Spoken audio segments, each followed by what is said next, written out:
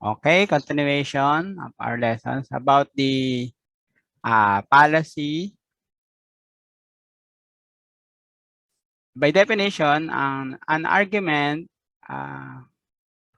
proposition P sub 1 and proposition P sub 2 and so on up to proposition P sub n, therefore Q, which is not valid, is called a fallacy. In a fallacy, it is possible for the premises P sub 1, comma, P sub 2, and so on up to P sub n to be true while the conclusion is false. In this case, the conditional P sub 1 and P sub 2 and so on up to P sub n, therefore Q is not a tautology. Ayan. By contradiction naman. Kasi kung sa validity of argument, ang requirements dun sa ating propositional form ay tautology. So pag naman naging not tautology yung ating conditional proposition, tinatawag naman natin yan na fallacy. Okay, bigyan tayo ng example ng under ng fallacy. Prove that the argument, ito yung argument natin na if P implies Q and Q, therefore P is a fallacy. This is known as the fallacy of the converse. Okay? So itong nakikita nyong propositional form, actually meron na siyang property. Tinatawag yun na fallacy of the converse.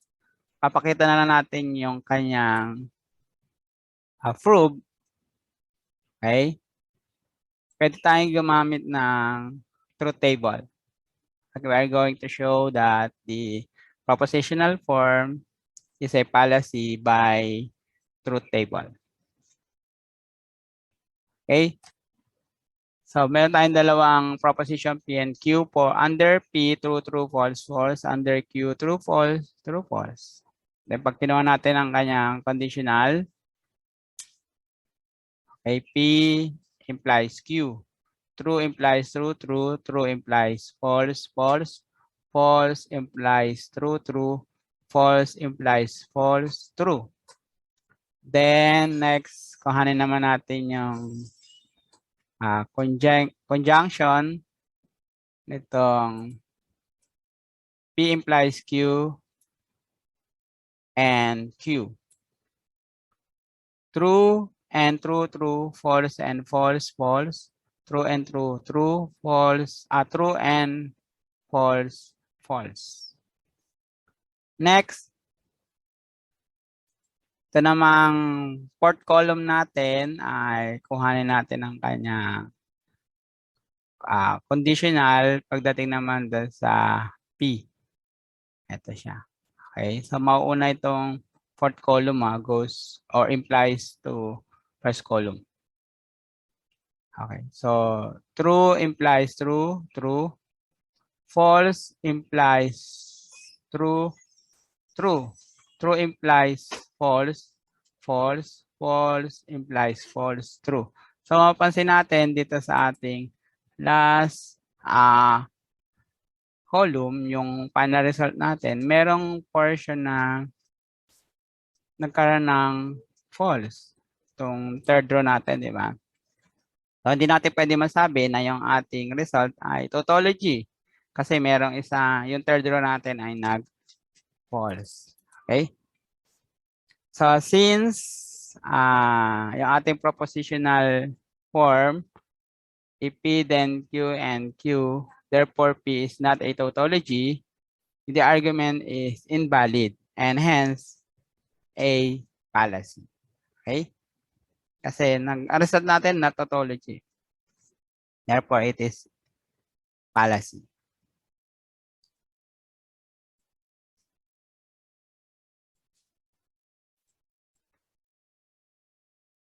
Okay, next, meron tayo tinatawag na counter example. Not that it is sufficient to find truth values of and that will make a premises simultaneously true, but the condition false. We call such set of values a counter example. In this case, the counterexample is the case when is false and is true. Katulad yung nakita natin sa ating example, yung third row natin ay nakita natin yung result ay false. Supposed to be para maging tautology yon ay dapat yon ay true. Kaso naging false siya, kaya yun yung nagiging set of counterexample. Next example natin under fallacy, example 9. Show that the following arguments are fallacies. So, argument A prime. If my alarm sounds, then I will wake up. I woke up, therefore my alarm sounded. Argument B prime. If there is a limited supply of fresh water, then I will conserve water. I will conserve water, therefore there is limited supply of fresh water. Okay, dun sa ating two arguments, pareha sila. Yung argument natin, each of the arguments has the form of if P then Q and Q therefore P. Ba yung kanyang form mo? Okay, yung A prime at yung B prime natin. Parehas yung kanyang form. Ito yung form niya in a column or tinatawag nating standard form.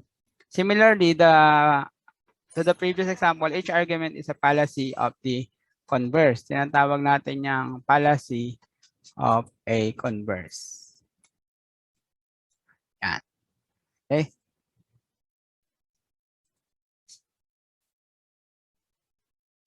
Ito naman yung mga common fallacies na pwede nating gawing definition, properties, or rule.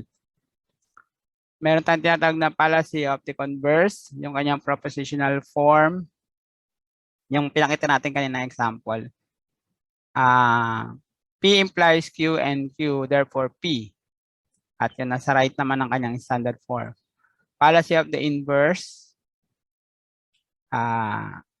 P implies Q and not P, therefore not Q.